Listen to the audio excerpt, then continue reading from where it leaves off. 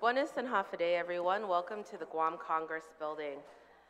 This public hearing by the Committee on Maritime and Air Transportation, Parks, Tourism, Higher Education, and the Advancement of Women, Youth, and Senior Citizens is now called to order. Today is Monday, November 25th, 2024, and the time now is 2:01 p.m. For the record and in accordance with the Open Government Law, notices for this hearing were sent out on November 18th and again on November 20th. In addition, this hearing was noticed on the Guam Legislature's website and the Guam Public Notice website. Thank you to my Vice Chair, Senator Jesse Lujan, for being present at today's hearing. Thank you. Good afternoon. Before we proceed with the discussion, we will go over our general rules of conduct. Please provide the legislative staff with your written testimony for photocopying. Testimony may be read, and lengthy testimony should be summarized to about 5 minutes. Those testifying will be allowed to present written or oral testimony. Once you are done, please remain in the room for questions or additional testimony as may be desired by members of the committee. Questions and testimony shall be confined to the nature and agenda of today's hearing. The current agenda is the appointments of Rosie R. Tainatongo, Lucy M. Alcorn, and Brian J. Bamba to serve as members of the A.B. Wanpat International Airport Board of Directors. The chair will invite individuals who have signed up to testify. Before speaking, individuals testifying shall first be recognized by the chair and shall state their name for the record. Personal inference about the character or motive of any senator or individual testifying is not permitted. Any violations of this general rule of conduct will result in removal from the public hearing. Individuals who fail to maintain proper form and decorum may be restricted from providing oral testimony and may be asked to leave or escorted from the room. The A.B. Wanpat International Airport Authority, Guam, was created by Public Law 13-57 as an autonomous agency for the government of Guam to own, maintain, operate, and develop airport facilities and properties. GIAA took over operations from the Department of Commerce in 1976 and since then has been the island's only commercial airport supporting domestic and international air services for passengers and cargo. GIAA is led by the Board of Directors and Management, strives to ensure the safety and security of the traveling public, is dedicated to maintaining a superior and reliable level of airport services for our island residents and visitors. It is committed to supporting the development of air linkages and facilities, which are integral parts of the island's current and future economic growth. At this time, I'd like to call upon those who have signed in to testify.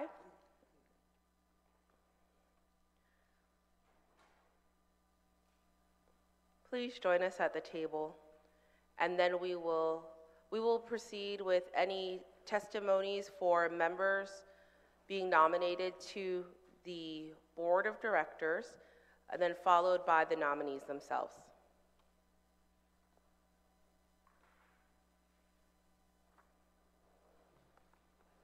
All right, we will start with our Executive Manager. Senator Kanata, you are recognized. Thank you, Madam Chair.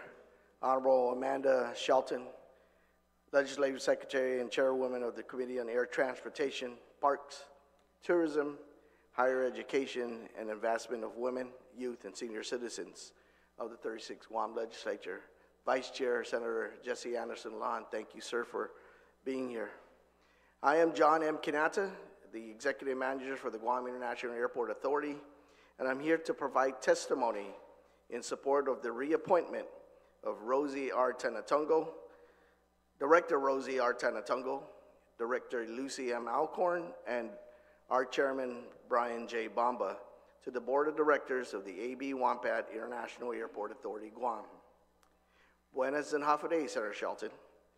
It is my distinct honor to be here this afternoon before the 37th Guam Legislature's Committee on Air Transportation, Parks, Tourism, Higher Education, and the Advancement of Women, Youth, and Senior Citizens. I come before you today as the Executive Manager of the A.B. Wanpat International Airport Authority, Guam, to submit testimony in full support of the reappointment of Rosie R. Tainatongo, Lucy M. Alcorn, and Brian J. Bamba to serve another term as members of the GIA Board of Directors. Previously, I shared the valuable contributions that these three individuals have made to our airport board. Since the last time I appeared before this legislative committee on the reappointment of Directors Tainatongo and Alcorn and Chairman Bamba to be reappointed to the airport board, their value to our board has continued to increase, to include now their respective service to date. They, each of them, add to the great dynamic of our 7-member board, actively developing critical policy that moves our organization forward. Their expansive and extensive backgrounds in the various sectors of our island, from government to private enterprise, continue to bring valuable insight to our organization. With Director Tainatongo, her many years of experience managing millions of federal funds for our island's education system continue to lend great insight into our own management of and stringent fiscal policies with federal grants, especially from the FAA. She continues to bring her unique perspective, adding to the multifaceted points of view present at the table. She also brings a great sense of calm and respectable demeanor to our organization as a highly respected signer of our island community. I am fully confident that she will continue to serve with the same commitment to her fiduciary responsibilities and a keen sense of duty to safeguard the Guam International Airport to the best of her abilities. Director Alcorn is the longest serving of these three directors and brings her successful business savvy running several of our island's iconic and thriving business organizations. Her acumen with operating profitable enterprise with stringent regulatory environments and having served under different administrations has allowed her much valued perspectives in developing sound policy for the airport. She is ever committed to developing a healthy and mutually advantageous business environment for airlines and tenants, while providing quality airport services and infrastructure to support passenger and all airport users. Since joining the GIA board in May 2019, our chairman, Brian J. Bamba, was elected as the chairman of the board. He has brought a distinct leadership style that has led the board and our airport through several key multi-million-dollar capital improvement projects to full completion. He's also been keenly adapted to guiding our board through the development of strategic and financial policy that has ensured the operational and fiscal solvency of the airport. This was critical through the devastating pandemic and the ongoing recovery. He has led the airport through several successful bond refinancing efforts, resulting in millions of net present value and debt service interest savings. His leadership in developing sound air service incentive programs for our airline partners has allowed for expanded air service as our partner carriers rebuild our connectivity post-pandemic. The continuation of these three individuals on the GIA Board of Directors is essential in continuing the work that they have undertaken to employ sound fiscal policy, directing prudent action to continue the development of a world-class facility and globally recognized airport services. Your support in safeguarding this remarkable investment of the people of Guam, the Guam International Airport, by reappointing Director Rosie R. Tainatongo, Director Lucy M. Alcorn, and Chairman Brian J. Bamba to continued service on the board is much appreciated. Thank you, and hopefully I can stay around for any questions that you may have. Thank you very much, Senator Kanata. Is there anyone else who wishes to give testimony for the nominees? Please join us at the table.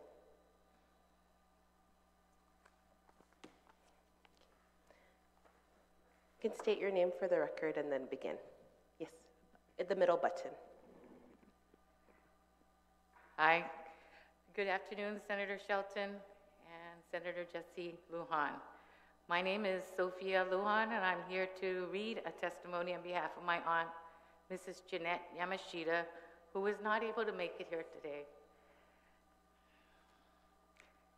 Dear Senator Shelton, this letter is in support of the confirmation of Rosie R. Tainatongo to serve as a board member on the Guam Airport Authority.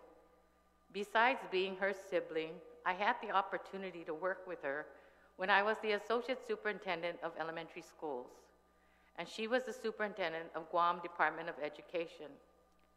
On the time clock of the government of Guam, we worked not as siblings, but as professionals in our line of work.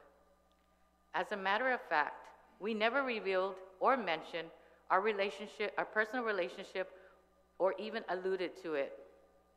It was only later when Peter Tainatongo, who worked for the Guam Department of Education, remarked in shock that he never knew Rosie and I were sisters. He had worked for the DOE for quite a while, and was only 5 years later that he discovered Rosie and I were sisters.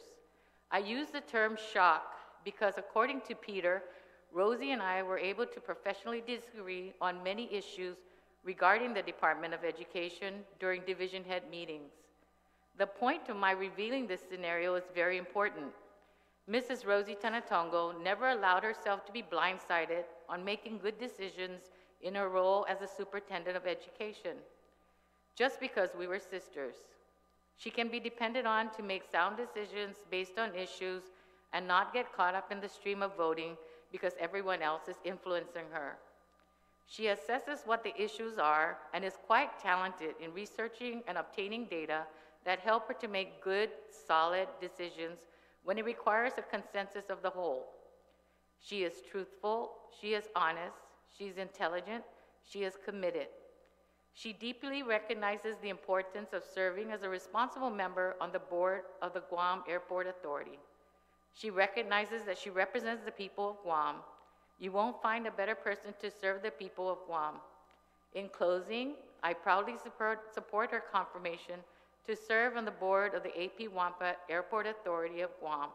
Sincerely, Jeanette R. Yamashita, Associate Superintendent of Elementary Schools, retired. That's one. Okay. And this one is my testimony. Yes. Thank you for allowing me this opportunity to present my testimony in support of Mrs. Rosie R. Tainatongo, AKA my mom, to continue her role serving as board member on the Guam Airport Authority. I am the eldest of 6 children. My mom was a disciplinarian. She was firm but fair. As the eldest, I was given the responsibility to make my siblings follow rules that taught us as a young age respect and responsibility. My mom is a person who is resourceful, optimistic, sincere, innovative, experienced, and has a strong faith in God. She has worked more than 40 years for the Guam Department of Education, which reflects her commitment to a job she was so compassionate about. She always wanted to do her best so that she could help others. If a challenge should arise, I know she will be ready to explore and research collaboratively with her colleagues ways to solve the issue at hand. If there are ways for improvement, she will not let that opportunity go by. I also worked as an employee of the Guam Department of Education when my mom was the superintendent. She said that just because she was the superintendent, do not expect any preferential treatment. As employees, she is the boss. As her children, she still is the boss, but in a loving, motherly way, of course. Fair treatment for all. That is how she works.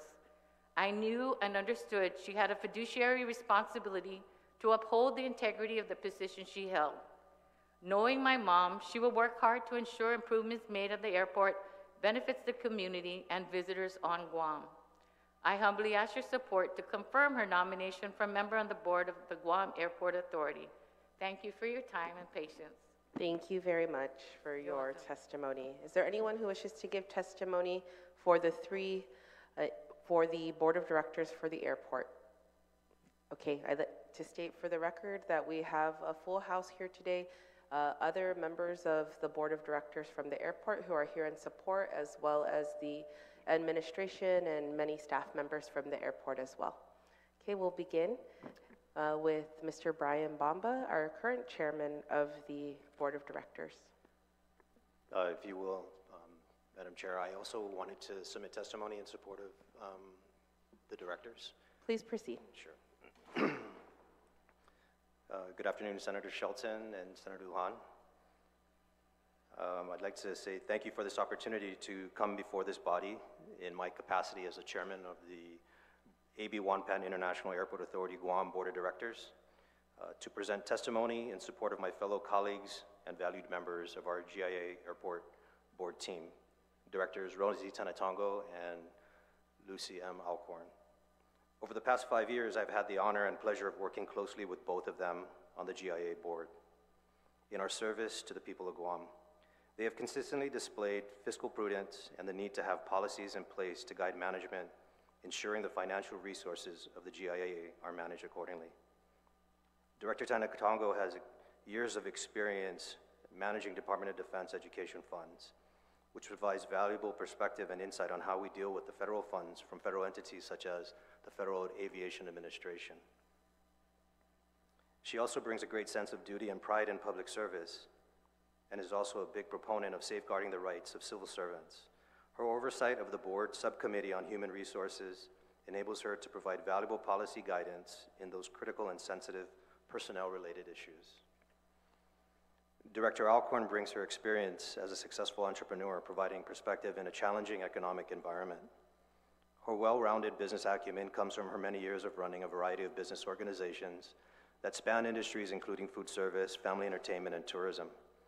Her many years in business on Guam lends her valuable insight in developing sound fiscal policy for the airport, especially during our most difficult period of recovery. I've had the pleasure of working with these directors as the chairman of the board, and I believe that together with our colleagues, we have demonstrated effective leadership and fiscal oversight of the airport's resources. I have full faith and confidence that both Director Rosie Tainatongo and Director Lucy Alcorn will continue to bring positive contribution to the GIA Board of Directors. We share the same commitment and standard of service, and we are fully mindful of our fiduciary responsibility to the benefit of the people of Guam. I respectfully ask for your support in confirming the reappointments of Rosie Tainatongo and Lucy Alcorn to serve again on the Board of Directors. Sijus Masi, Brian Bamba, Chairman. Sijus Masi, thank you very much. Mrs. Alcorn? Actually, so I was going to provide my own testimony, but out of respect, most importantly, and courtesy to these women, I defer to let them go first. Okay. Oh, okay, you have another testimony. Okay, go ahead. Well, sir. for myself, but they insist that I go first. Yes, I'm trying okay. to be very respectful of my elders, and but they prefer that I go first. Okay, yes, please proceed. I will. Good afternoon, Senators, Senator Shelton, Madam Chair, and Vice Chair Senator Lujan. Thank you for the opportunity to reaffirm my commitment to serve as a member of the GIA Board of Directors, and I would also like to thank Governor Lilian Guerrero and Lieutenant Governor Joshua Tenorio for their confidence in my ability to serve the people of Guam. I was initially appointed in 2019 by Governor Lilian Guerrero and have led the board as chairman throughout this period. I have had the honor of working alongside my board colleagues and GIA management to address some of the biggest challenges ever to face the aviation industry, and specifically our airport. Over the past 5 years, we have embarked on several vital multi-million-dollar capital improvement projects and have continued to develop strong and strategic policies to guide the airport's continued operational and fiscal solvency. Together, we work to address significant fiscal challenges affecting global travel and airport finances. Our biggest challenge, which continues to be felt today, has been the impact of the global COVID-19 pandemic. There were no SOPs or any level of management experience that could have prepared us in dealing with the halt of global travel and the subsequent erosion of our tourism-based economy. I am proud to have been a part of the airport team that rose to the occasion, managing to keep the airport safely operational 24 hours a day. I'm confident that the airport can and will successfully manage through any challenge it faces. As a leader of the policy board, we came together to provide guidance and support to management, often challenging them to achieve beyond their circumstances, from reductions in operational costs to new ways of creative debt structuring. The difficult tasks needed to be done. Fortunately, those efforts have realized millions of dollars in savings and beneficial debt service ratio reductions. And when we thought we were making decent recovery strides, Mother Nature dealt us a serious blow in the form of Typhoon Mawar. We had not seen such destruction in over 2 decades, but despite the massive setback, the airport was still able to reopen within 72 hours to serve stranded travelers and the people of Guam, receiving valuable aid and recovery resources. While we face challenging times, there are opportunities that lie ahead of us to make a difference at the airport. Plans for continued growth in passenger and cargo operations, logistics infrastructure, sustainability initiatives, and the customer experience will continue to develop, and I'm looking forward to contributing to these efforts. As stated in my testimony for my fellow board members, I stand committed to the same standard of service to the airport and the people of Guam. I am fully mindful of the fiduciary responsibility that we bear, and I respectfully ask for your favorable consideration of my reappointment to serve on the board of directors of the AB Wonpan International Airport Authority, Guam. And I'd also like to thank all of the airport employees and staff that are here in support. They've been a very, very instrumental and critical part of our operation, and so I thank them very much for their support. And it happens to be today my daughter's birthday, and she's probably watching this online, so Imani, happy birthday. I love you. Thank you very much, Mr. Chair. Happy birthday to Imani and Mrs. Alcorn. Hafaday, Madam Chair, members of the Legislative Committee on Maritime, Air Transportation, Parks, Tourism, Higher Education, and the Advancement of Women, Youth, and Senior Citizens. My name is Lucy Alcorn, CEO of GFS Group. I am honored to have been nominated to continue in my position as a member of the Board of Directors for the AB Wonpan International Airport Authority, Guam. I have proudly served in this position since 2007, and I do understand the importance of the airport as it is vital. It is a vital component to our island's economic growth and sustainability. My time at the airport has been focused on creating policy on cost control measures, operating efficiencies, negotiation of services for best value, increasing concession activity, and maximizing revenue potential of all airport assets. I've had the opportunity to be a part of some of the biggest capital improvements that have taken place at the airport since we opened the renovated terminal. We are continually expanding our facilities, upgrading our airfield, and enhancing our services to maintain a world-class airport benefiting our island and our people. I am proud to have been a part of the team that has guided our airport's recovery efforts after the COVID-19 global pandemic and Typhoon Mawar. I believe I have the ability to work well with others, and this has enabled me to collaborate and build consensus with the different board members, continually moving our organization forward. I respectfully request your most positive consideration of my reappointment to the Board of Directors of the AP Wonpan International Airport Authority, Guam, and I thank you for this opportunity to testify. Thank you. Thank you very much for your testimony. Mrs. Tainatongo. Good afternoon, Madam Chairperson, Amanda Shelton, Senator Jesse, Senator Parkinson. Good afternoon and Hafa Day, Madam Chairwoman, Senator Amanda Shelton, and members of this esteemed committee. I am Rosie Rivera Tainatongo, and I am honored and privileged to be before you today. At my last confirmation hearing on May 9, 2019, I accepted the nomination to be a member of the Board of Directors for AB Wonpan International Guam Airport Authority. Upon confirmation by the legislature and after being sworn in, I began my work with much enthusiasm.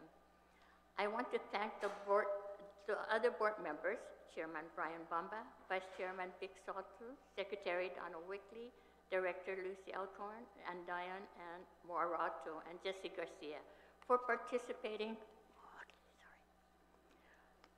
for participating collaboratively in active dialogue to move the vision and the mission of GIAA forward. I am here today to express my interest and desire to continue my public service for our government and our island community. I especially thank Honorable Governor Lulian Guerrero for having the trust and confidence in reappointing me to the GIAA board. Chairwoman, Senator Shelton, and Senators, despite setback on our aviation dynamics by COVID-19, which severely impacted Guam's tourism industry, the GIAA board and its management team, led by Executive Manager John Canata and Deputy Executive Manager Dr. Artemio Hernandez, pursued all possible options and developed strategies and platforms to sustain airport operations with the support of our hardworking and dedicated 3,784 employees in our workforce. In the interest of time, I have provided a list of accomplishments in airport finance, capital improvement projects, passenger service, safety and security, regulatory matters, and air service development, along with highlights from our citizen-centric reports. As our airport continues to evolve, GIAA faces unique challenges as outlined in its CCR in renovating traffic from cities originating from two key markets, Japan and South Korea. In FY 2023, the value of the Japanese yen was at its weakest level since the 1990s, making Guam a more expensive destination compared to other comparable Asian vacation destinations. Recognizing this, GIAA is challenged and encouraging other airlines to include Guam as one of its destinations. My journey in public service, Madam Chair and Senators, involves membership in many boards and commissions. My ultimate goal remains to do good for the people of Guam in the area of air transportation services. Most of you associate my work in the education industry with over 4 decades of experience, as illustrated in my resume provided to your committee. My leadership has been a part of overseeing a critical government agency, managing and supervising approximately 4,000 employees at the Department of Education, approximately 33,000 students, then 38 schools and several major divisions. The DOE department during my tenure operated over $130 million in local appropriation and approximately $67 million in DOD funds for the Department of Education. I will continue to work with an attitude of collaborative framework. I want to take the opportunity to also thank my family for the years of supporting me in all my public service endeavors, and for allowing me to continue to serve our government and our island community. Your acceptance to my testimony is greatly appreciated. I ask for your confidence and support by allowing me to continue the opportunity to continue my public service as a member of the GIAA Board of Directors. Si Jules Maasi, undang kulunatis anin attention mizo, zan isupotin mizo. Sijus, Masi, Mrs. Tainatongo, and to all our board members, I'd like to recognize Senator Will Parkinson, another member of our committee. And Senator, do you have any questions for the panel? Nope, no, I'm just happy to hear the testimony, and thank you for your service, everyone. Thank you very much. And my vice chair and your future chair of the airport, as it's been announced, Senator Lujan. Thank you, Madam Chair.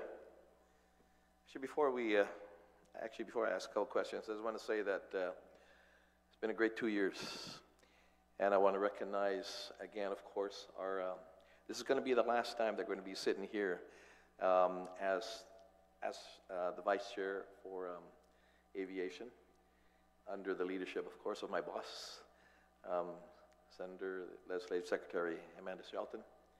It's going to be the last time we're sitting here together, the 37th Guam Legislature. She's been a very gracious, friendly, and fair chair for the committees that I sit in. And I thank you for allowing me to be your vice chair as well in these committees. We're going to miss her, and I'm sure we'll be contacting her again for help in moving forward in the 38th Guam Legislature. So can we give her a hand, please?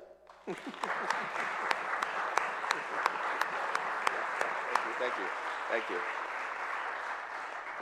You're a great chairman, and thank you very much for that. The committee composition will be a little different this time.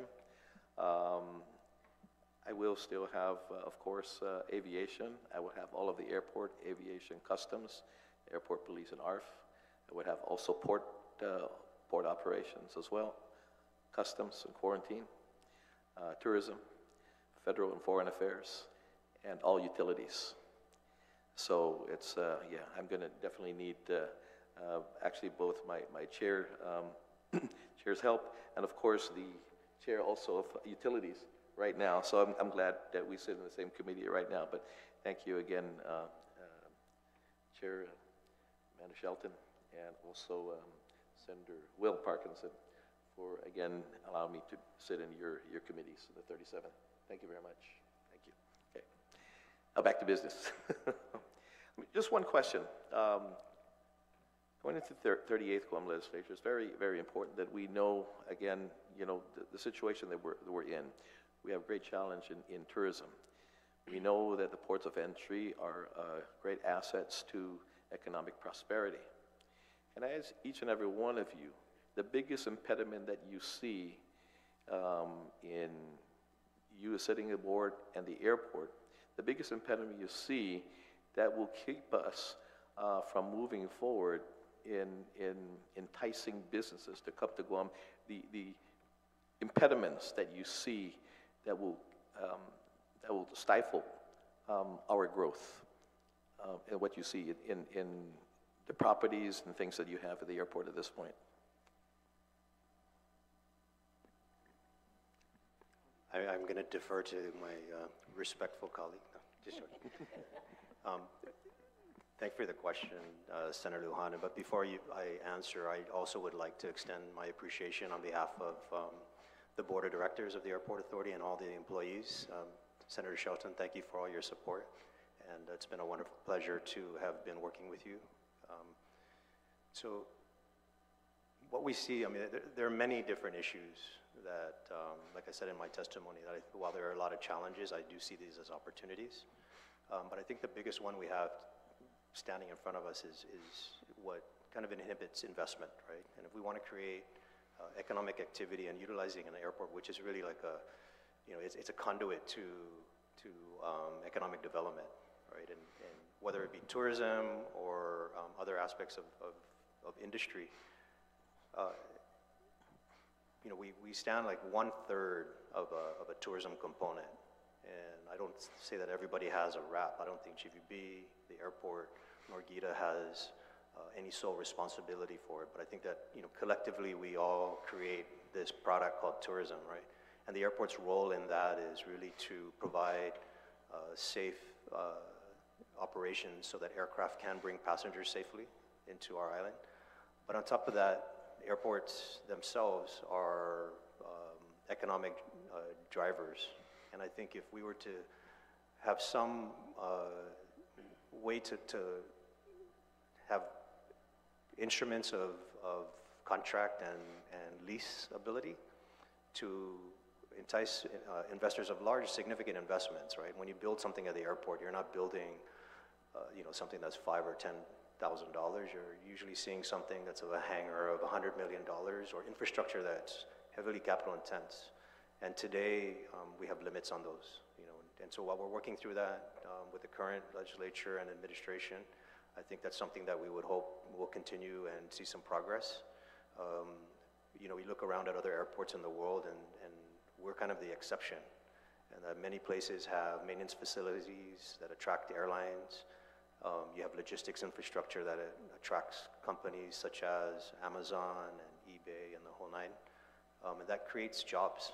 And so giving us some flexibility to entertain and enter into some of these you know, longer-term leases would allow us to see what industries we can develop. And then, you know, tourism, I think, is one piece, but it's how can we develop airport properties so that we have other legs of an economy to stand on. And I think, you know, that's probably where we would see the biggest impediment.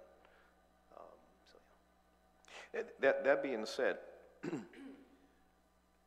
with the extension and looking at probably longer term, say leases and all that, can you say that if that should happen, that you can see Guam becoming maybe a cargo hub? Senator, thank you. I just came back from the 3-country tour that we did with the governor, GVB and GIA. And one of the big questions that they have from the airlines is, of course, bringing in more passengers. But one of the biggest questions is, how can they bring more cargo in? And they want to invest in cargo facilities here in Guam. But the biggest impediment is the 5-year minimum lease, or maximum lease, I'm sorry. So if they were to lift that and they were to go at least 30 years, it would entice them to come in and expand their cargo facilities or cargo facilities for their airlines. So that's one of the biggest impediments. Matter of fact, in one of the countries, which is Korea, Shinhan, which is that's the biggest credit card company in Korea. They already want to come into the airport and invest in a lounge, kind of like the United Lounge, but this one is for a club lounge for Shinhan cardholders. And so they came in, and the biggest question they have again is, if it's only going to be 5 years, it's a showstopper for us, because we cannot invest in constructing that facility and be expecting to get that money back in 5 years. There's just no way it's going to happen. And they're not willing to go beyond, if you're trying to go beyond 5 years, and of course you're going to open up your financials, they're not willing to do that if they're not guaranteeing the amount of years that they're supposed to get. So. Well, hopefully as we move forward, we can do actually even pre-clearance here. The island, as a matter of fact, I'm sure you all heard the news. Yes, Congressman Moylan called me really early this morning that they did receive from TSA clearance that our folks here in Guam that travel from here to Hawaii or beyond Hawaii, that they will no longer lug their bags, that they will go back to the old system. So that's good news. That's an awesome step, Senator, and we've been working on that, and that's the first step, right? Ultimately, our goal is that they don't have to go through customs anymore, that when they arrive in Honolulu, that they'll just be able to go to the gate. But this is the first step. This is just a baby step. So we did have folks go through the system this morning. And so what we're used to is right when you get out of customs, or to the left, you have your bag check. But the way that system is right now is they exit out of customs, and right when you exit out, to the left is your bag drop. So it's so much more easier than what it's been before. I know, almost on a daily basis, I'm sure our offices have got videos or even live FaceTime calls from folks that are going through the situation there. But thank you again. It's we've been working on this for almost 2 years now, right. And again, really early this morning, Congressman Moylan had called me and said we got the go-ahead that it's no longer going to be that way. It's going to revert back to the similar situation, and yeah, so. So we're still working on the pre-clearance. Clearance for baggage. We got it for passengers. Now we need to work it for baggage, so where we can be treated as a domestic flight. Sure. Yeah. Okay. Madam Chair, Senator Lujan and Senator Parkinson, I have to agree that would be the biggest impediment. I think we've been facing this for quite a while now. Our lease, the term of the lease at 5 years, it's very hard to entice businesses to come and actually have a place, start a business here, and their ROI, it just wouldn't be worth it for them. So I have to agree. I think that if we, in some way, can increase the lease term to a longer period of time, I really believe that we can entice a lot of businesses to come to Guam. And of course, we continue to work closely with GVB as far as passengers in trying to recover from COVID and malware. Sure. Thank you. Sure. You know, likewise, it's not just developing properties outside, you know, airport property, but even within the airport, you know, businesses want to come inside. It's not, you know, as Chairman Brian has said, Chairman Bamba has said, it's not just $10,000 that you're going to put in. You know, it's probably, you know, $250,000, even $1 million, even to start the business in the airport. And for 5 years, yeah, that's. I mean, yeah, you have to fall in your head a few times to be able to say yes to that, you know. But if you don't have a choice, that's what you do. But you know, in times have changed, and we're greatly challenged, and we're looking for other industries to start here in Guam. And if we can help out not only, of course, the tourism industry, but create jobs and have our folks who have left to come back to higher paying jobs and great skills jobs, and we can have that in our ports of entry. I think our ports of entry are major areas of economic prosperity for our island. Ms. Rosie? Well, we do support the senators, and I hope that the new senators that are coming in would support us and make the lease agreement more than 5 years. And, you know, any business would want to come and build, but they would want to try and make sure that they make money. And if it's only 5 years, I don't think that they would have enough to recover. So we are in support of that. Yeah, We thanks. do want to, well, our two managers, the EM and the executive EM, are trying our best to try and get more planes coming to Guam because we know how traveling is vital. Sure. Thank you. Well, I mean, going with, again, with how our president makes decisions, I hope our Republicans will make business decisions as well. Thank you. I'm good. I'm all support, of course, of the reappointment and, of course, the nominations and our vote for their confirmation. So I'm all in favor. Yes, absolutely. Thank you very much, Mr. Chair, and thank you to all of our nominees who have provided testimony today, and to the airport board and team who are also here, and your family and friends who are here in support. It has been an honor to work with all of you very closely over the last several years. You've been here in the public hearing room many times advocating for the airport and our recovery. And so I would like to say Sejus Masi for all of your hard work. And of course, the three of you have my support as well. I've seen your commitment firsthand over and over again. And so I look forward to moving your nominations in this last session in December, and seeing you confirmed by our body. So Sejus Masi, everyone. Thank you. Happy Thanksgiving to you and your families. Thank you. very Thank much, you, Madam Senator. Chair and Senators. Thank you. Thank you. We will take a brief recess before the next hearing.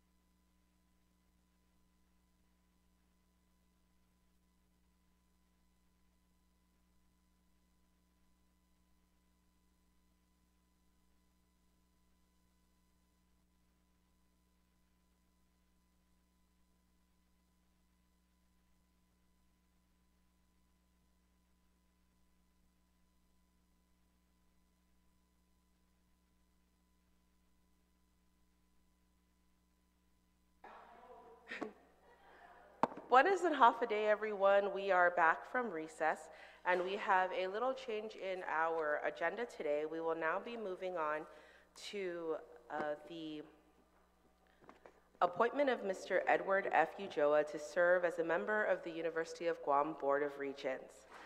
Just for the record, the time now is 2:53 p.m., and again, this hearing was noticed on November 18th and November 20th. And we will now invite anyone who is here to testify for the appointment of Mr. Ulloa to please join us at the table.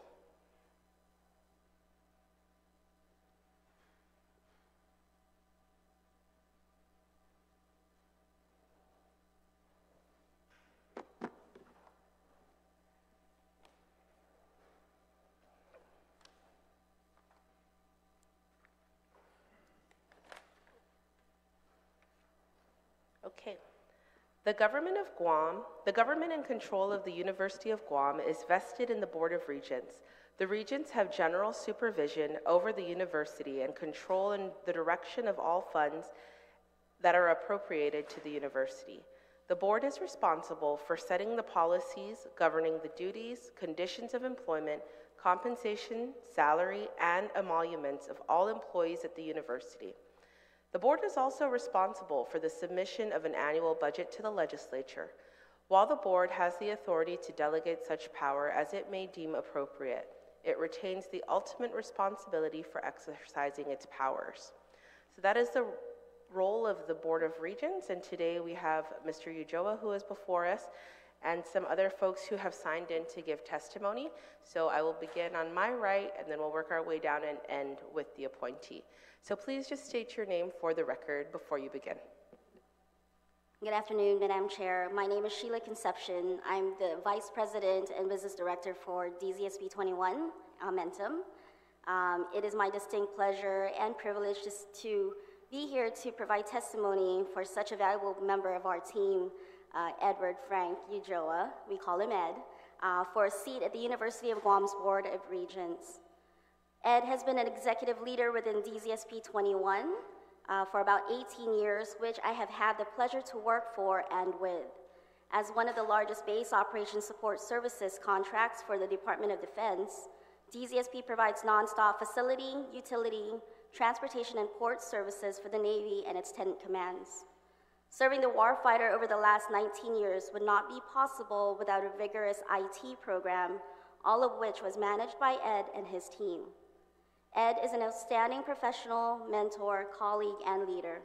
His drive and influence have guided many DZSP 21 improvements, upholding the company's standard of excellence. With the evolving IT industry, Ed played a key project role that made an impact in the information technology programs for both DZSP 21 and DoD on Guam. For over 23 years, Ed managed the programs for management information systems, cybersecurity, infrastructure, and the development of automated business programs. Working alongside Ed as his IT business development supervisor, we became the unstoppable duo that stood up a new IT infrastructure and framework for business automation. This effort was the launching point of many successes for DZSP and the Navy. Leading two divisions, IT operations and development, Ed keeps up with the latest technology to ensure compliance with the latest cybersecurity requirements. Additionally, he manages the development and improvement of the company and Navy's IT systems, including the Navy's supervisory controls and data acquisition systems that manage the Navy's wastewater, water, and power plants. While his CV details extensive list of accomplishment, Ed has focused directly on his efforts with the GNet system, which is one of our award-winning systems, and actually has been a touch point for the Naval Facility Engineering Systems Command. This success of GNet has led to many systems developed for DZSP 21 and the Navy, and has been a key to our day-to-day mission. One does not accomplish all the things Ed has done without being a team player, taking ownership of projects, and exemplifying positive leadership. Ed is a policy and process-driven manager who meticulously ensures work quality in all facets of the work output he delivers. As the business director for the Guam Base Operations Support Contract and DZSP's Vice President and CFO, Ed has been an integral part of ensuring contract compliance and improving business processes. DZSP 21 and Amentum would not be where we are today with the most valued asset of its people, in which Ed is an outstanding representation of the employees we need to keep things moving forward to maintain exceptional performance. In addition to his outstanding service for the Guam-based operations support contract, Ed contributes to the island community, particularly to the Catholic music ministry, as a pianist for the church choirs for over 20 years. As an extremely talented pianist, Ed has never hesitated to get behind a piano to play for church masses. The most honorable moment that I have ever experienced was during a colleague's funeral mass. They didn't hire a choir, so Ed stepped in to support and played for the congregation. The family was very appreciative of his heartfelt gesture. Aside from being an intelligent and extremely competent in the IT industry, Ed is very friendly, outgoing, honest, and kind. He maintains an elevated level of respect coupled with cheerful disposition, and having been his colleague for over 18 years, Ed has coached me as I grew into higher level positions within the company, as well as giving me fatherly advice with my growing family. I've often sought his guidance during challenging situations, and collaborations have all ended in great successes. In all the years that I have known and worked with Ed, I've developed an enduring respect for him. And as a true testament to Ed's wonderful character, I welcomed Ed as a family and entrusted him to be a godfather to my youngest daughter. He upholds his duty as a godfather with pride. Ed's character and leadership, based on the vision of excellence, backed by experience and commitment gained through his tenure at DZSP 21, makes him an outstanding nominee for a seat of the Board of Regents. I was named one of the University of Guam's distinguished alumni in 2013, and I am confident that Ed will be a valuable addition and strong contributor to the success of the university's future. Please accept my highest endorsement, Edward Frank Ulloa, for the prestigious opportunity to contribute to my alma mater, Go Tritons, as a Board of Regents. Thank you very much for your time. Thank you very much, Ms. Concepcion. Hafa Chair, Senator Shelton, Senator Lujan. My name is Charles Hazard. I am the president of DZSP and Amentum Company. You just heard from our vice president. So my wife and I moved to Guam, and we live here. We bought a house 4 years ago where I met actually both of these folks. And I've had a lot of experience understanding Ed's character. Now, what a lot of folks don't know, as a contractor and with our systems, our MIS systems, we're under attack a lot. We're under attack by state actors. And it is Ed's requirement to make sure we can stay straight with that.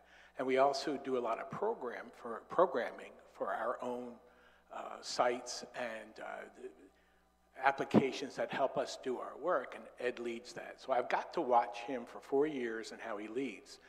And on top of everything, recently, he's had some folks leave to go to the government or off island, and I'm watching him develop a whole new set. So I do know about his piano playing and other great things about his character, but what I see is his quiet, steady leadership. I have friends who are on the Regent, and I'm friends with the president of UOG, and she's the one that told me that Ed would be put up, and I was very excited for him. I know how he is, I know how organized he is, and I know how much he cares. And you couldn't pick a better person to be on the Board of Regents. I highly endorse Ed Ulloa. Thank you. Thank you very much, Mr. Hazard. Ms. Roberto. Hafa Madam Chair, Senator Shelton, Senator Lujan. My name is Kayleen Roberto, and on behalf of the Regent Nominating Council, I am honored to speak in support of the appointment of Mr. Edward Frank Ulloa for confirmation to the University of Guam Board of Regents.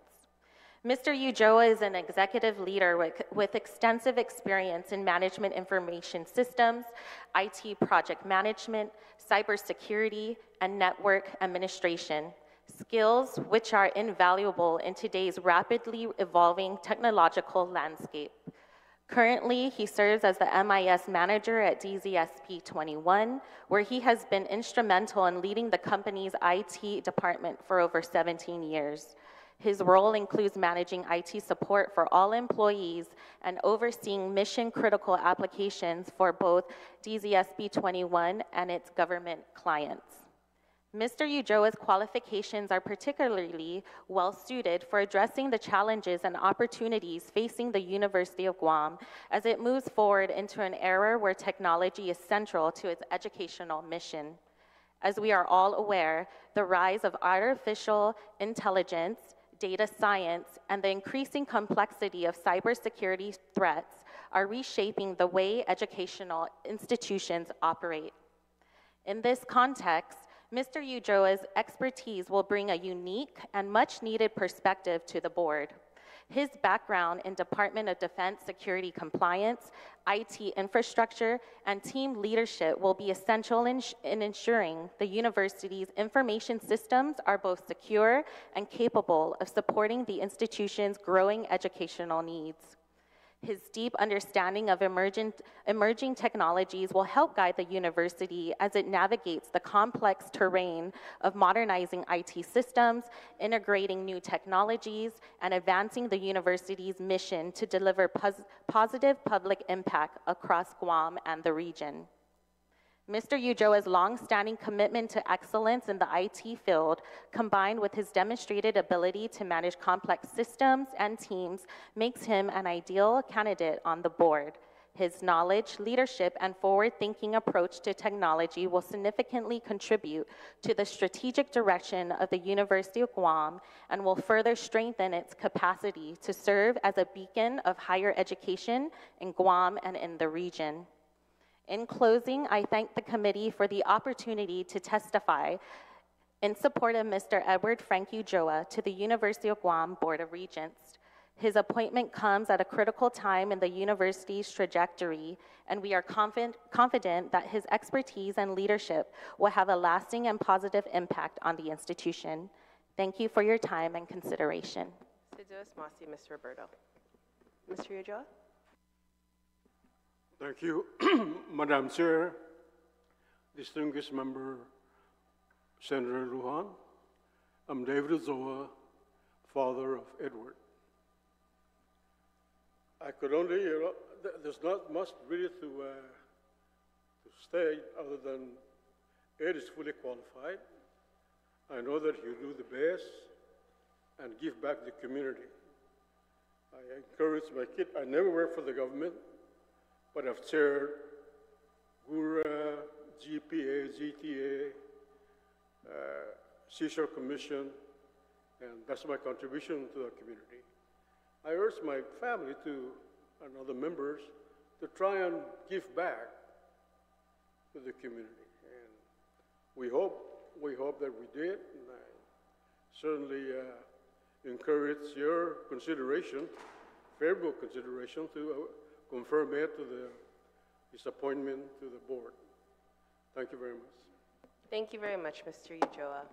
Is there anyone else who wants to give testimony for the appointment of Mr. Ulloa? I'm sorry, I'm speaking to the crowd. Okay, thank you very much. So now we will move to the appointee. Please state your name for the record. Good afternoon, Madam Chair. My name is Edward Frank Ulloa. Very honored to be here.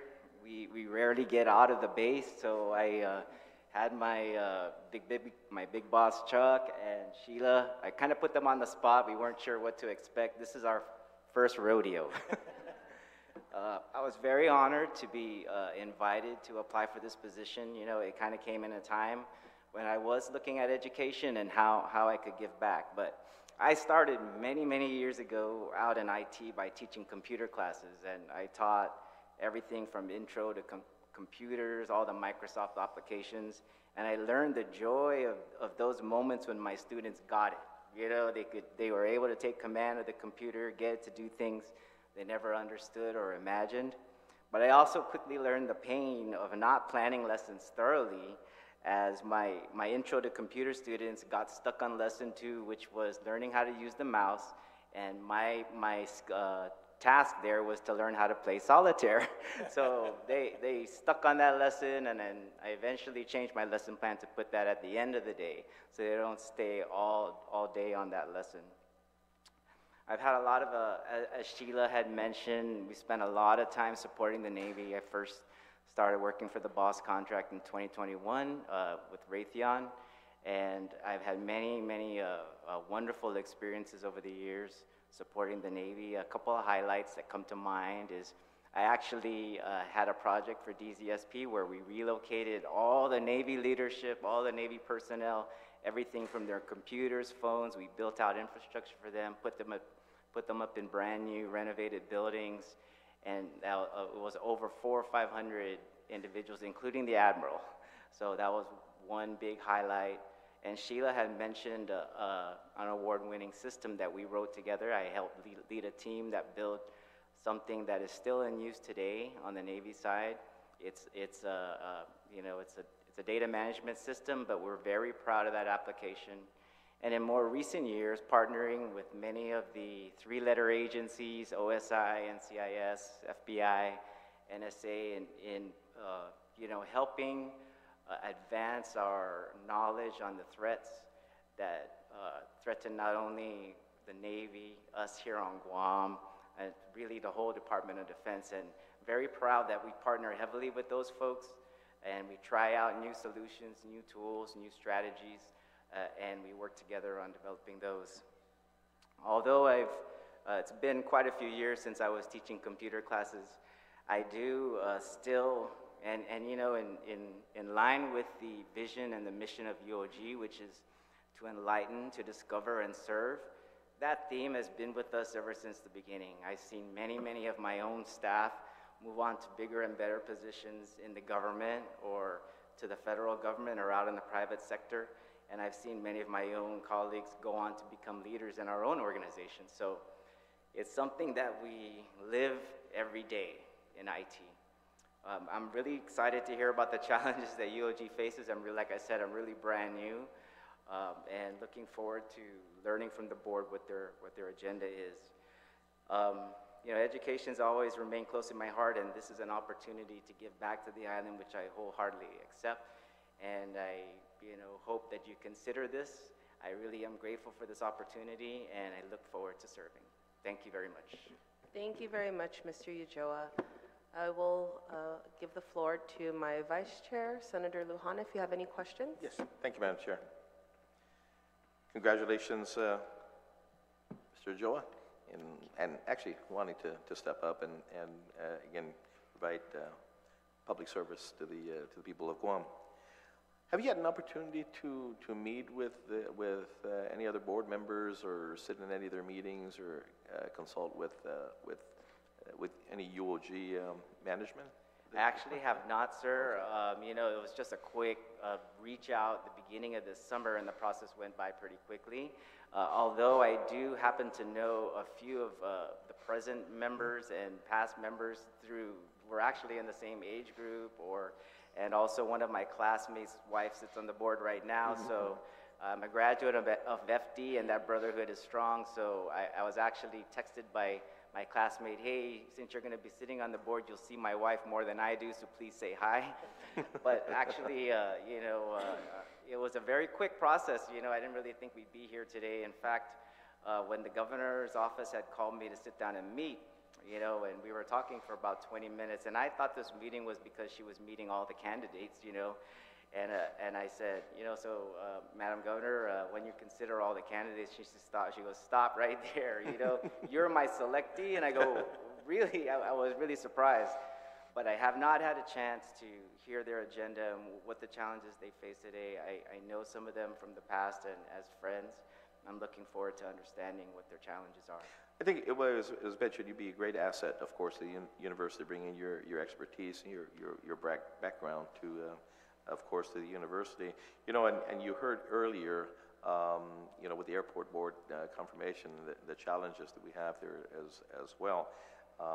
But likewise, I think what you bring to university. But let me ask you this: what do you foresee in regards to the university and to be able to entice folks? I mean, we have, we see the great challenges that we have in our public school system, okay? Public school system, and saying how our kids are really behind now in math and all that, right? But what do you see as that feeder school to the university, and what we're trying to do in entice businesses and higher paying jobs, and we're in the technical world of this time, what do you foresee in trying to foster that, I guess, that better partnership, as a feeder school to either the university or GCC? What's that missing? What's missing in that equation there? Well, I could only speak from my experience, and one of the big things, and even my Miss Kayleen here, she had touched on artificial intelligence. That's something that's growing, but even with artificial intelligence and how those systems and those things can rapidly organize your thoughts, it still starts with a seed of creativity that I think as leaders is where we make that connection. How are you going to be creative today? What sparks you as a student? What sparks your imagination? And then the tools will fall into place for you to use.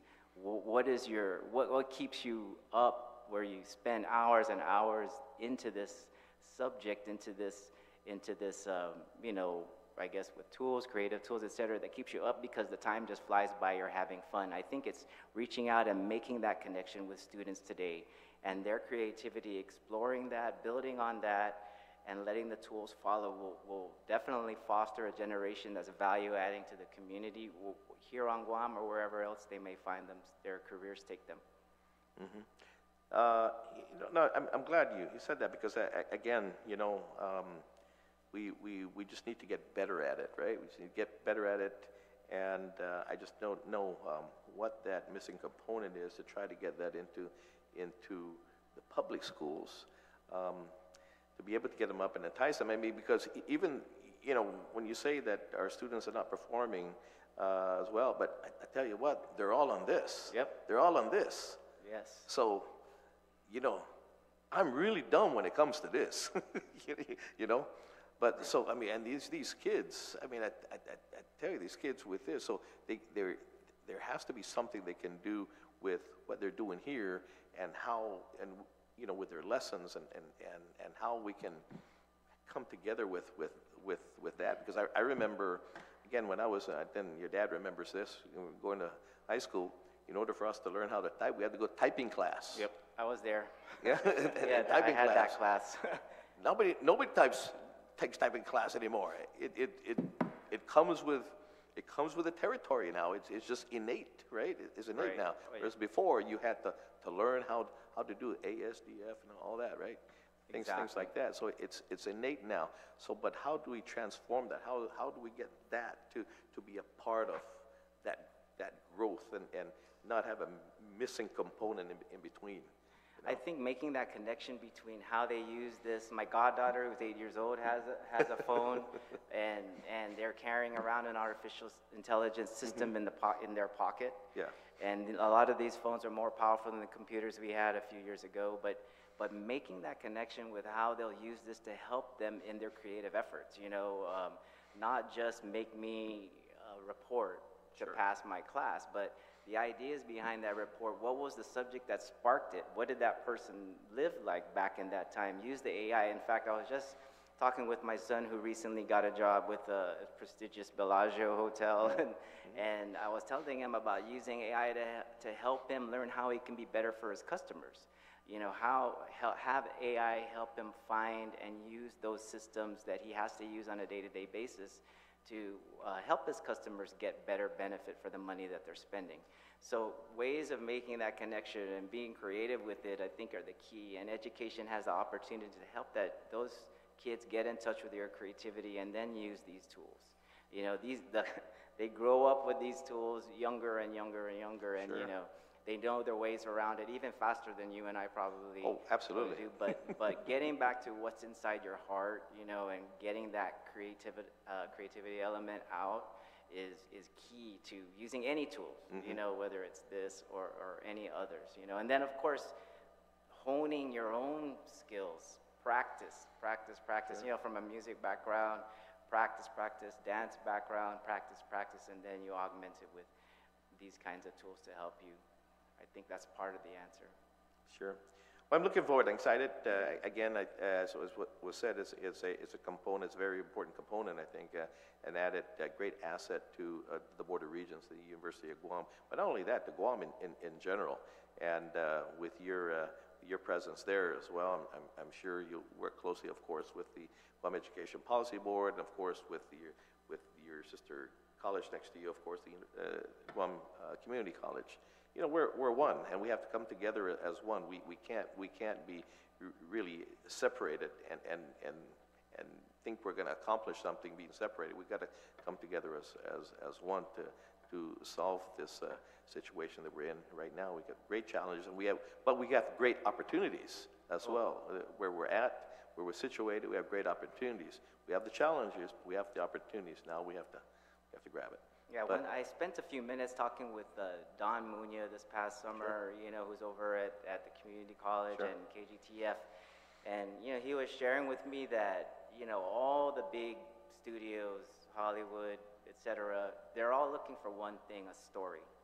They're looking for stories from around the world, you know, so whether we live here on Guam, whether we live in Asia, whether we live on the mainland, everybody has a story, and helping our kids develop that story to tell of their life experiences, you know, will help us as we move forward, not only for, you know, IT in general, but just for life, you know.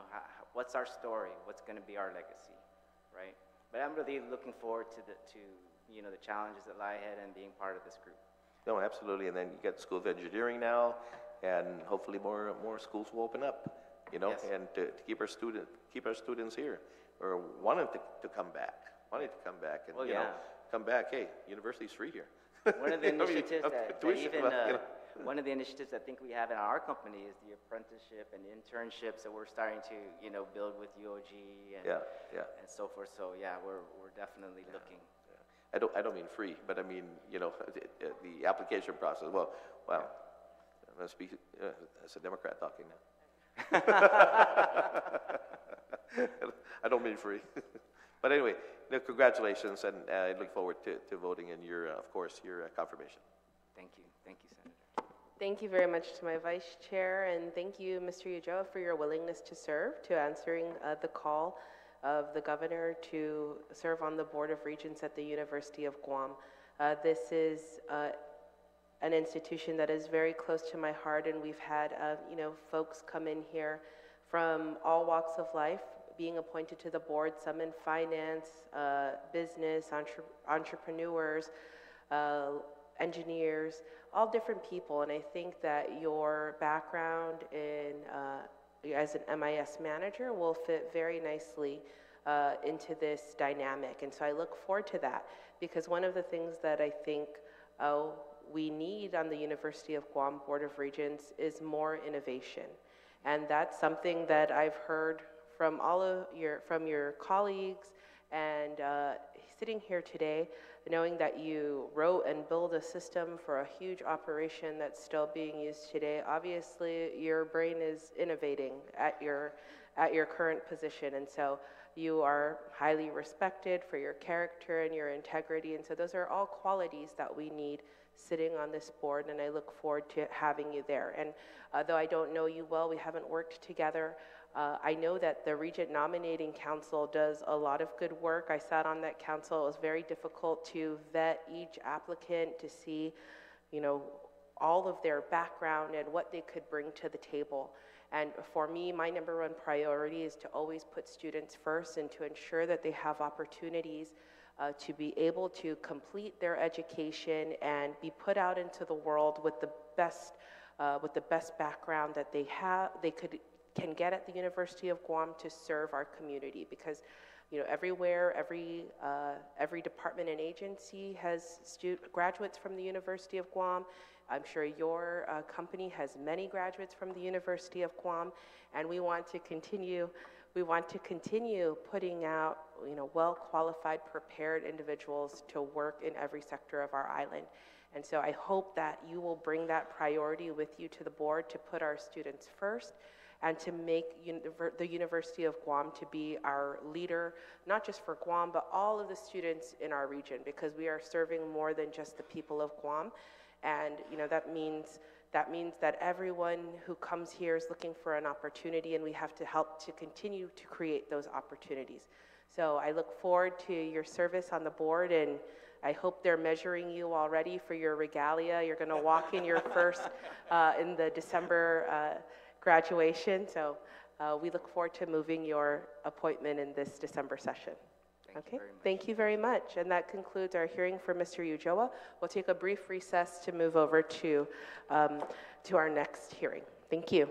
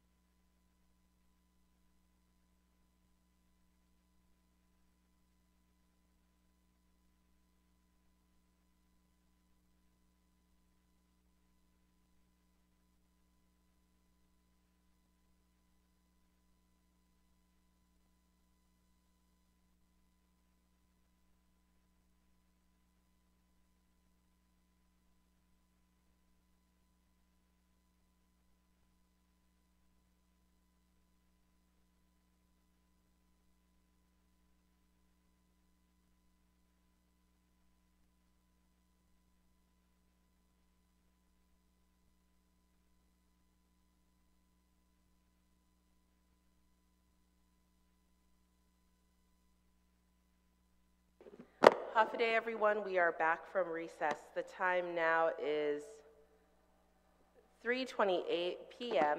Again, this public hearing was noticed on November 18th and November 20th.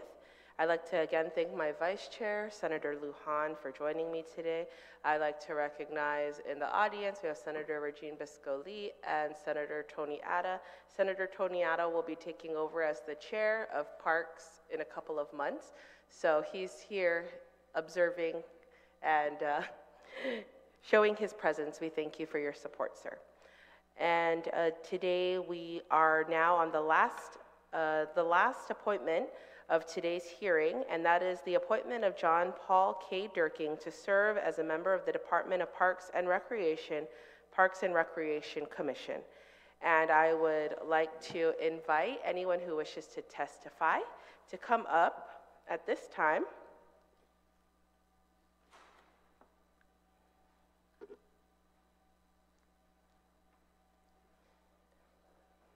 I'll just give a little bit of background. The Department of Parks and Recreation serves our island residents and visitors by managing public parks and beaches, public recreational facilities, and community programs, and through the protection and preservation of historical and cultural resources.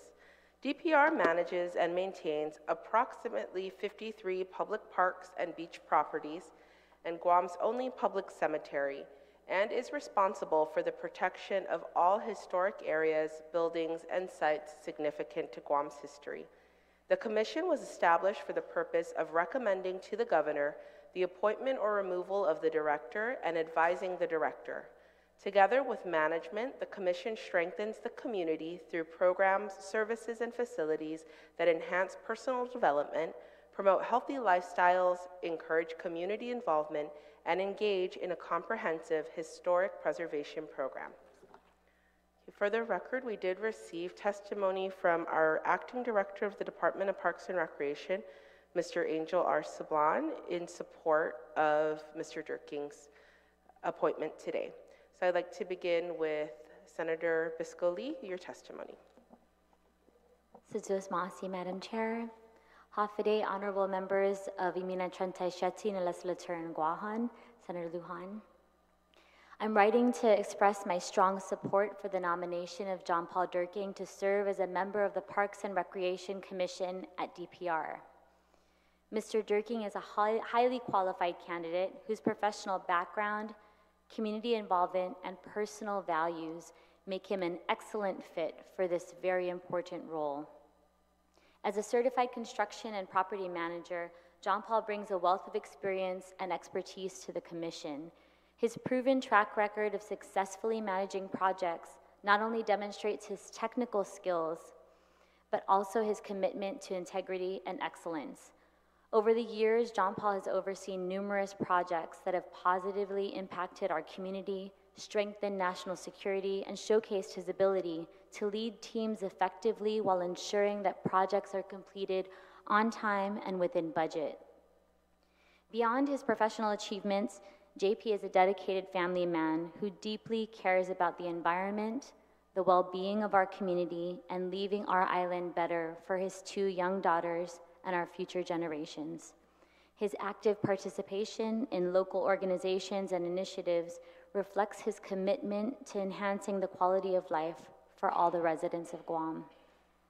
JP understands the vital role that our parks and recreational facilities play in promoting health, wellness, and family engagement. He is passionate about creating opportunities for local families to enjoy these facilities, which are essential to fostering a strong, vibrant community. I wholeheartedly support Mr. Dierking's nomination to the Parks and Recreation Commission, and I thank the Governor and the Lieutenant Governor for this appointment. His professional qualifications, coupled with his integrity, leadership skills, and his dedication to our community make him an outstanding candidate. I urge you and your colleagues to confirm his nomination so he can contribute his expertise and vision to enhance our parks and recreational opportunities for all the residents of Guam. Sizus Ma'asi, and happy Thanksgiving. Sizus Ma'asi, Senator Biscoli. Thank you very much. Our Deputy Director, Mr. Warren Pelletier. Hafiday, Madam Chair, Amanda Shelton, as well as Senator Jesse Lujan.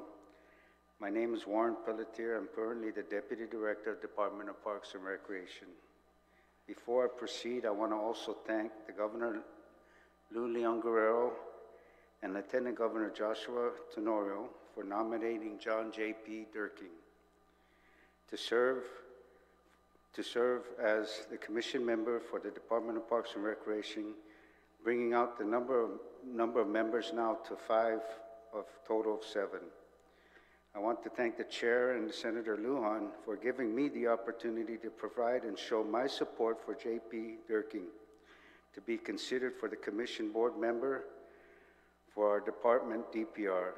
His appointment, if confirmed, will be an asset in helping guide the Department of Parks and Recreation and multiple divisions of DPR moving forward in the years to come.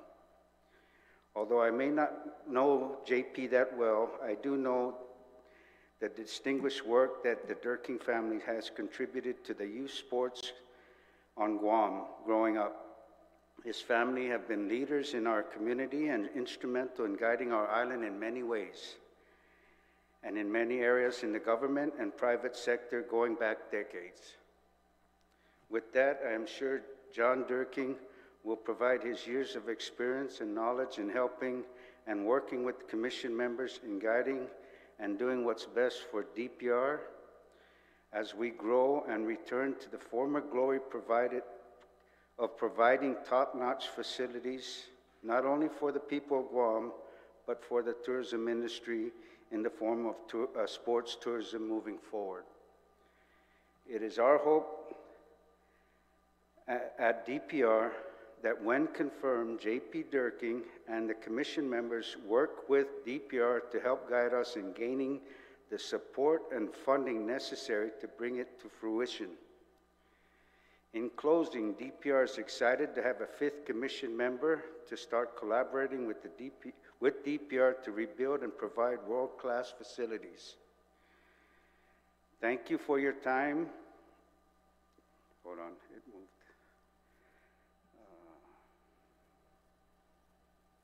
Thank you for your time in allowing me to provide my verbal testimony in support of John J.P. Dierking to become a commission member. Thank you again, Madam Chair and Senator Lujan, for your time.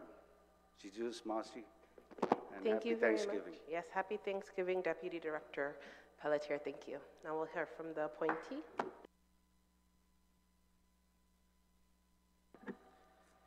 Hi, good afternoon, Senators. Thank you for considering me for this very important role as a board member for the Department of Parks and Recreation. My name is John Paul Dierking. I currently work as a civilian construction manager for NAVFAC Marianas. Over the last 17 years, I've been working in the industry. I've gained extensive experience in construction, project management, engineering support for both military and private industry. I'm a certified construction manager, a project management professional, and I have completed numerous specialized trainings in construction oversight and management. Throughout my career, I've successfully overseen multi-million-dollar projects which require careful planning, budgeting, and collaboration with many stakeholders.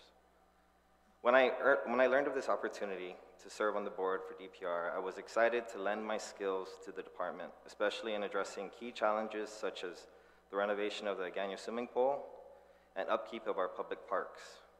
I understand that DPR is tackling many challenges with aging infrastructure, budget limitations, and the need to prioritize projects.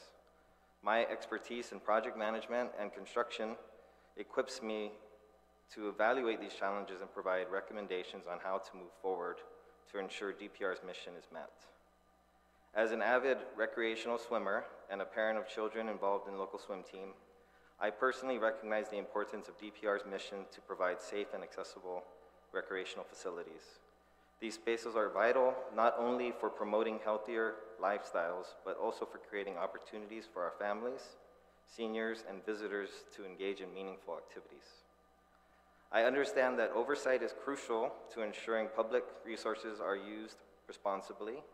My years of experiencing managing large-scale military and private sector projects have instilled in me the strong commitment of transparency, efficiency, and results. I am confident that if confirmed, I can be a contributing member to DPR's board. This is a volunteer role I take seriously. I look forward to collaborating with the board, the community, and this legislature to create a better and healthier Guam. Thank you for your kind consideration and opportunity to serve Guam. Thank you very much, Mr. Dierking, for your testimony. Give it to my vice chair if you have any questions. Yes, thank you. Actually, a couple of questions maybe to the deputy director before I go to Mr. Dierking. Mr. Pelletier, how many employees do you guys have now? Pardon me? How many employees does Parks and Recreation have now, roughly? Permanent employees, we're looking at about less than 30. 30? Less than 30, okay. The permanent employees, okay. How about total employees, maybe even maybe temporary LTAs? We have reserve, police reserves, and also DOL, displaced workers program in place. Which gives you how many employees, basically? Possibly about 45, maybe. 45? Yeah, I can get those numbers to you. Okay, no. And the reason why I was asking, because actually it's considered a small agency based on your, your number of employees, but you're large in assets. Yes, that is correct, Senator. You're large in assets. So, yeah, 30 does not cut it for all the assets that you guys manage. Yes, it's been a challenge, yeah. sir. And so I'm just wondering again, because in years past, I know I started my career, of course, at Parks and Recreation or the Ada Blossom administration. But let me ask you this, because now it's kind of known as Parks, but all the time it's Parks and Recreation. I'm just wondering if we've kind of funneled out the recreation part of the parks, and I mean of that, and are we just concentrating more then now on parks as opposed to maybe moving away from recreation? I mean, because I know you don't have the personnel for all that, and once we had that, I mean, we used to have, all these village, actually youth centers. Most every village had youth centers at one point, but we don't have that anymore.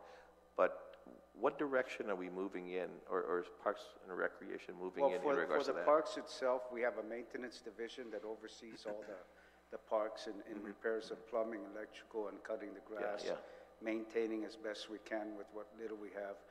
And then with the recreation side, we do have a robust recreational facilities with the gym, the pools, and soon the Ganya pool. So we do have that division as well. Our goal is to try to keep what we have now. We have some young people that have infusing some energy into the recreation and the maintenance side. And that's important, that if we get the support and the funding, we can definitely make a lot of changes to the facilities. They have been neglected for a number of years, and we've been working very hard to change that. So we're moving forward with that. We soon will be doing a lot of renovation with Paseo, Guerrero Field, and the gym with the FEMA support, and then also the governor, lieutenant governor has promised to provide some ARPA funds to help offset the difference and repair these facilities. So we're tracking for that. What plans do you have right now for Paseo? Paseo's to repair all the lights, remove and replace the entire roof system that's been damaged. All of the railings going up to the Paseo and around the spectator seating area are rusted and damaged damaged by the typhoon. So it's been a challenge with working with FEMA. With FEMA, they try to cut off as much as possible in providing to the government, but we're on track to start moving with that. DPW is handling all of that, and we've signed off on quite a bit of the projects that are soon to start once they go out to bid. Okay.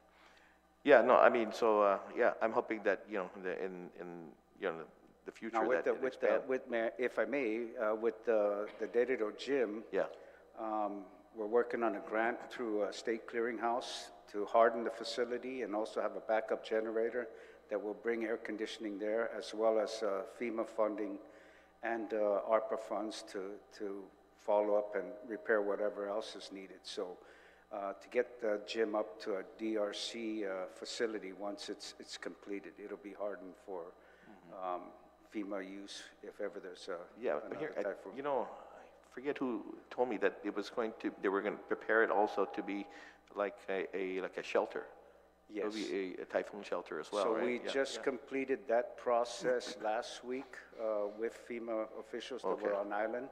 And so it would be hardened. They're calling it hardened. So that would harden the gym to survive storms and typhoons and then become So that would be an either a additional shelter, shelter? Would be an a additional shelter, shelter. and also a disaster recovery center. Okay. When done. Okay.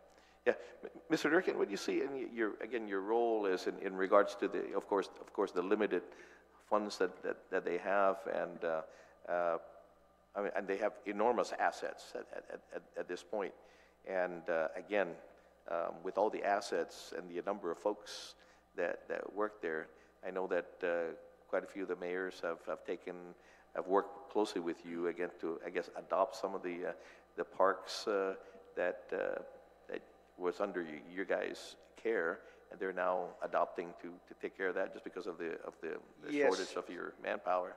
Yes, Senator. A few of the mayors have shown interest in adopting the park. yeah. One of the things we started about 2 years ago is to aggressively revamp and look at the opt-out the park program. And so we've been aggressively working with individuals and groups and mayors who want to take on the challenge to help offset DPR's challenges by taking on the parks. We've revamped the agreements to allow them more or make them more responsible in maintaining these parks, as opposed to the sweet deal they had before. Now they have to maintain them, and it's a partnership moving forward. Without their help, it'd be very difficult. Yeah. So we're very happy that they've stepped up to the plate. And you know, a DPR, we're one DPR now. It's love your parks. It's your parks, not ours. So help us help you. Take out what you bring in, and we can make the changes in the future for the better. That's the plan moving forward. So, Mr. Dierking, and again, your role, what do you see your role is, again, in the limited resources they have and the assets that they have, and to try to manage this whole situation? And of course, you mentioned the pool, you know, that I think in 2026, I think that's what Angel said, a date that we could probably start swimming again. Yeah, it's been in the papers this past week. The bidding went out, so we're super excited, and you know, so yeah, we're so happy. Okay, we're getting pounced in the radio about that one. Sure. Yeah, I'm equally excited. You know, I think you know, my expertise with bringing to the board some of that construction experience I have and oversight of contractors and dealing with those issues on schedules, I think I can lend that experience to the team, and I look forward to that among other things as well that the agency does. But if we had him earlier, we probably could have had the pool up a little faster, huh? Yeah. No comment by Senator Regine. I know. Yeah. Again, your bigger vision again in regards to that, and absolutely, yeah. I mean, to be able to have a construction manager on site, basically that belongs to DPR would be fantastic. It's a great challenge that not only DPR but even DPW has. Yeah, I look forward to it. Sure. I'm excited to learn, and it'll be my first experience in a board, so it'll be new, but I'm excited and to learn the different nuances of it and be an active member in it. Yeah. Now, they're called commission, right? It's a commission? Commission, What's the difference between the commission and the board, and how often do they meet? That's the challenge right now, Senator. Our chair is Bob Steffi, and we've reached out to him and sent him notices to please put together a commission meeting as soon as possible. That's been a challenge for him. He's very busy with a lot of the Olympic Committee and other activities, I believe. But that's one of our tasks that the director and I have been really focused on in trying to get a commission meeting up and running, and we haven't been able to do that. Does the commission, okay. The commission has a chair, and that chair is... Does the commission not meeting then impede your ability to move forward in projects and things like that? Like, for example, like the pool. Would you say an impediment was maybe one of the impediments is maybe a lack of meeting, maybe, or something? Would no, that be? With the pool and other day-to-day activities, it's business as usual. Okay. The director and I pretty much handle that. Okay. But in terms of guiding us in moving forward in the future, with his appointment as the director, and then the other activities that we need the commission's approval on. One of them is restructuring the fee structure for all the parks in the different areas. That's outdated, and that needs to be adjusted rather quickly. Until we can meet, everything is status quo, and so we've been aggressively trying to get the commission to meet. First and foremost, to confirm. So it's a commission of 7, right? Commission of 7 is a makeup of 7? Well, right now there's 4. We have a quorum, and we've been trying to meet with those 4. So he'll be the 5th? He would be the 5th, yes. Okay. And so we're excited, and we want to move forward and get the first meeting under our belt, and then I'd like to have two a month, if anything. When you say first meeting, what does that mean? So we have yet to meet. When I was acting director for 13 months, I wasn't able to have a commission meeting. We didn't have a quorum. There was only 3 at that time. So Dr. Rabago was the 4th member to be confirmed. And then now acting director Sablon's on board. We've been trying to have the commission meet. And so that's been a challenge. And that's the commission chair that is to call the meeting, and so we've had some challenges with his schedule. So having Mr. Dierking on board, if confirmed, would be a godsend for us, so that we can start to deal with the business moving forward. So are you saying the whole time you've been with Parks and Rec, you haven't had a meeting? Not one.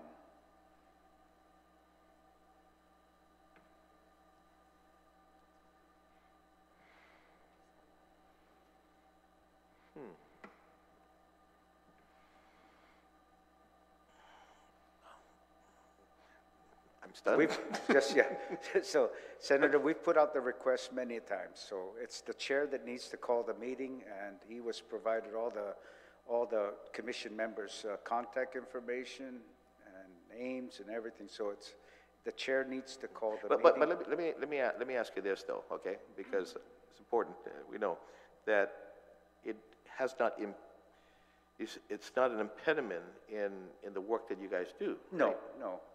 Okay. But in terms of but major decisions that need to be made, right? Some future decisions that we need to be made. One is a funding source that we have. 2 is the confirmation of the director, and then also the fee structure. These steps would allow us the ability to move forward and run more efficiently, I believe. Okay, because the commission members are confirmed by the legislature, but the director is appointed by the commission, right? Correct. And confirmed by the commission. Confirmed by the commission, yes. Appointed by. And if you haven't had a. We've been trying, sir. Okay. Well, you guys are great actors, sir.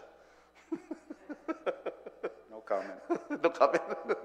No. I mean, wow.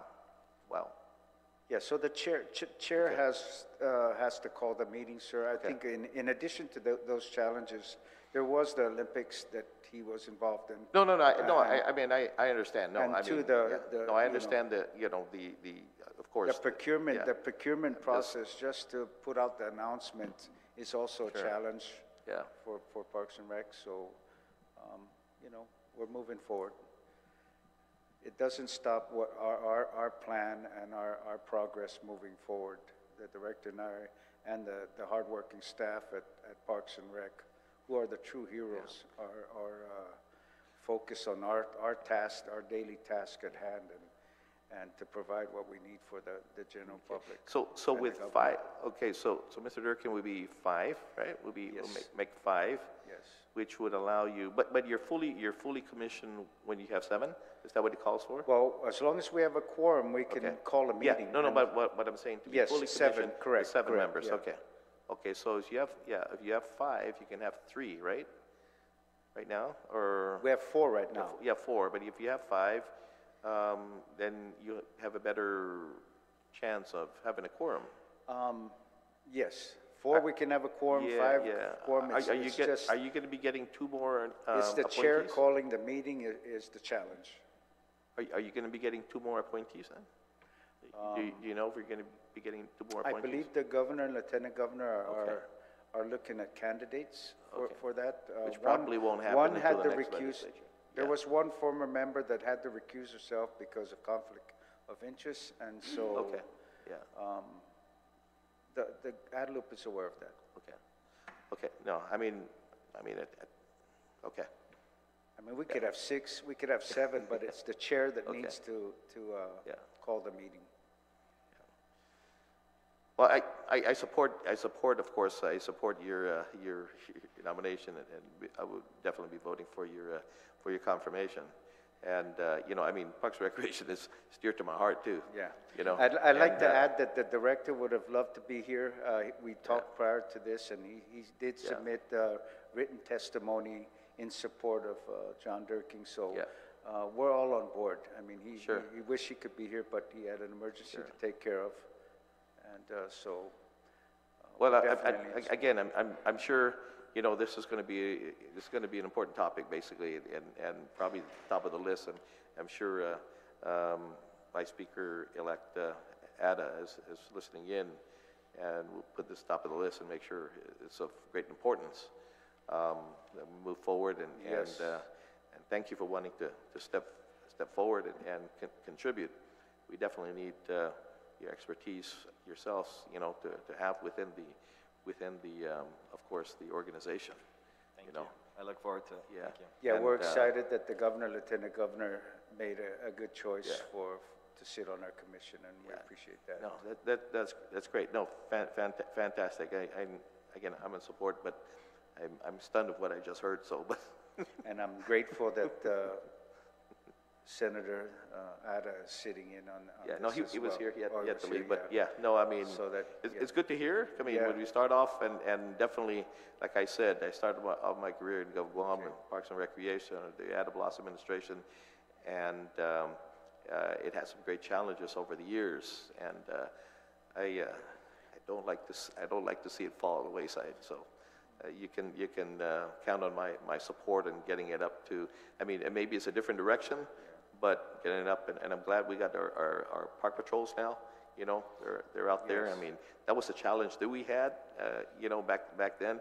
Now it's not a challenge for you, but now on the parks and one of my recreation side, tasks when I first came on was to address the homeless, increase the park police division, which we've done, and deal with the homeless, and also include OHAP, who has been instrumental in finding them the housing necessary so that they can move away from the park. So there's challenges around that. Let me ask you one more thing. What sources of revenue funding, I mean, outside of just the government, how else do you guys generate your funding source there, rather than, I mean, other than maybe to pay for pavilions and stuff? You don't have concerts there anymore. You're not allowed to have concerts there anymore. At Paseo, no. No, all our fees are derived from fees from pavilions, concerts, citations from the park police. Yeah. And any events, and also food trucks. So the citations come directly to you guys? Correct. From the park Yes. police, right? Yes. Okay, Yes. okay. So that's our basic source of income. Okay, of the citations that they, maybe Joey would know this, citations that they write, what percentage of that are collectible? Depends on if they can pay, I guess. Yeah. Anyway, no, again, Mr. Dierking, I am full support and welcome aboard, and I'll first to congratulate you. You'll get the support, I'm sure. Yeah. Thank you very much, Vice Chair, for your questions and your support of Mr. Dierking. I'll just make a quick comment about the commission, because I know there's a concern that they haven't been meeting, but as Deputy Director said, it is not impeding their daily operations, because they are purely an advisory board. So their duty is to confirm the director and to advise the director on how they should move with leading the agency, and they are not approving a budget for the legislature, but merely advising the director. So we've had lots of acting directors, yes, from Acting Director Pelletier and Acting Director Angel, and we look forward to having this commission fully operational.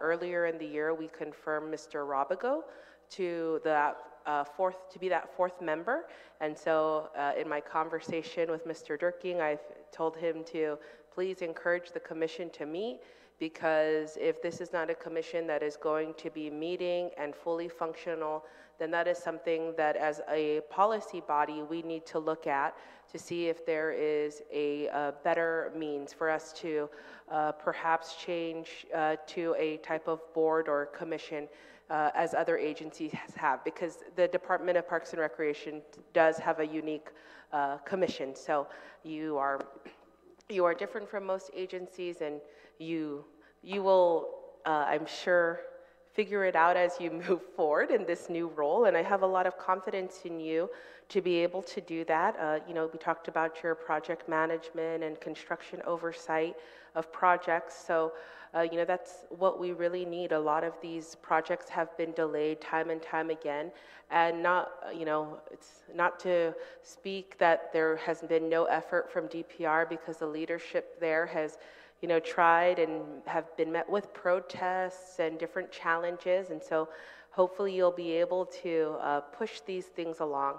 And aside from the pools, because we all know that's something we see in the headlines quite often, and the safety and cleanliness of our parks, but one of the things we've been looking at this past term is our public cemetery at Tiguac. So I just want to put in mention of that, because we are looking at ways to allow this property to be of the best use and the most use in the safest way possible. But it is, being used at a rate that is not sustainable, and we'll have to find another spot very soon. So we have looked at a few proposals, and I'm not sure if that's going to be those places are going to be the right sites for a public cemetery, but you as a commission member will be able to also advise in that way. And so I hope you take that role very seriously too, because this is a place of resting, of course, for our loved ones. That means a lot to our people. So just one of the many issues that you will take on. And I do want to commend the department for their hard work, because in this last couple of years, we've seen the restoration of the Dedido Skate Park and bringing that back to our community through partnership. They are really working with very limited resources, but trying to be creative in what they do. And so they found companies and partners who wanted to, beautify the island and find their charitable cause, and they did that for our children who are using the skate park. And they've also been able to work on their restroom cleaning contracts. And so what was once a nightmare to never have our public bathrooms open at Ipoh or Matapeng or at the skate park has now been resolved, and we're seeing great use out of that. And though we have issues because some people can't respect what we have or want to vandalize, that's really our number one issue. We at least have that contract going, and there is a lot more brightness at the department, I think, because of that. And then please also keep in mind that it's not just about the parks and about recreation, but also our historic preservation and cultural preservation. So that's one arm of the department that we don't always remember, or they're not the most popular. We're not thinking about them every day, but they are there doing their work and permitting. So please hand your support to them as well. And I'm sure you have a lot of experience there as well with building different projects and having to go through that permitting process. So just be aware of that. And I think that's it. Those are my top concerns that I know that you will be able to handle. I'm confident in you, and I just look forward to your collaboration. This is basically a new commission that we're going to start working in. So you will be the hard worker there, and I look forward to all of the success for DPR, because it's for our kids, and I know your girls are swimmers, and we have our coach here from the swim team and our other swimmer here, that we're so proud of how well they're doing. And and through their efforts to get practices at other locations, we've been able to see so much success from Guam in swimming. And we don't want to have to ever endanger our kids to be swimming in the beaches and practices when it is unsafe. And so getting these pools operational, when we cut the ribbon at the Harmon Sports Complex for the pool reopening, that was a beautiful day. We look forward to doing that again for the Agania pool. So with your advisement through this commission. All right, so we will move your appointment in this next session, hopefully with the support of my vice chair and his caucus as well, and get you firmed up so that you can start working as soon as possible. All right, with that, the time now is 4:05 p.m., and if there's anyone in the public who would like to provide testimony for any of the appointments we heard today in this hearing, they can do so by submitting it here at the Guam Legislature, the Guam Congress Building in Hagåtña, or emailing us at Office of Senator Shelton at guamlegislature.com. Again, the time is 4:05 p.m., and we are now adjourned. So just Masi. Happy Thanksgiving, everyone. Happy Thanksgiving. Thank you.